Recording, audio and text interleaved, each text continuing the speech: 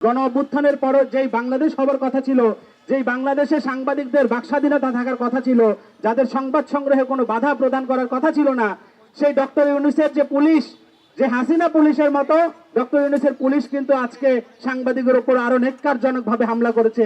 একই দিনে 20 জনের অধিক সাংবাদিকের উপরে তারা হামলা করেছে পরিকল্পিতভাবে। কোনো অতর্কিত হামলা নয়, এটি ছিল পরিকল্পিত হামলা।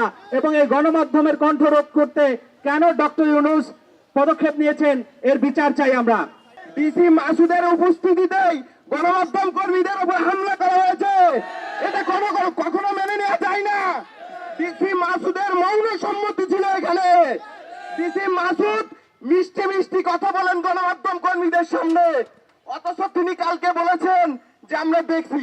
আপনি কি এসি রুমে বসে মিষ্টি হাসি দিয়ে বলছেন যে গণমাধ্যম কর্মীদের উপরে মারা হয়েছে, সেটা আমি দেখছি? এটা কখনো হতে পারে না। আমার চোখের সামনে আমার সহকর্মীকে আমাকে যেভাবে লাথি দিয়েছে পুলিশের সদস্য, এবং তার থেকে বড় কথা, আমরা মানুষের জন্য কাজ করি।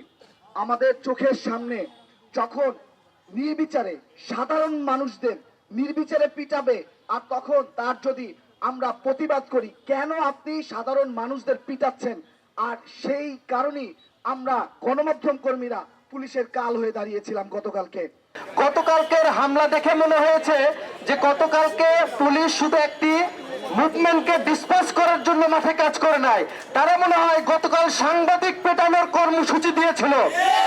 আমরা স্পষ্ট ভাবে দেখেছি যেভাবে হামলা হয়েছে পরিকল্পিতভাবে, এরকম হামলা এর আগেও হয়েছে কিনা আমাদের জানা নেই। জুলাই আন্দোলনে একই দিনে এত ঘটনা, এত সাংবাদিককে একসাথে পেটানো হয়েছে বলে আমরা দেখিনি। এজন্য আমরা মনে করছি যে গতকাল পুলিশ এই সাংবাদিক পেটানোর কর্মসূচিতে নেমেছিল, এর তীব্র নিন্দা আমরা জানাচ্ছি।